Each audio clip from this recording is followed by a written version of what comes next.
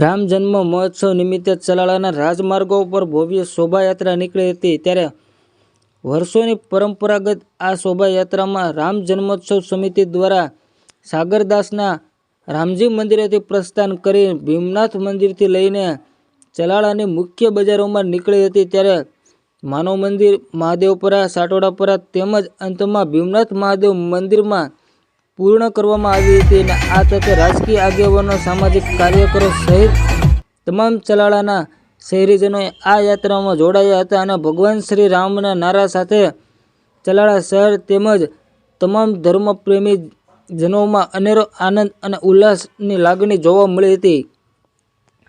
Reporter બિપિનભાઈ Rathod, Chalala.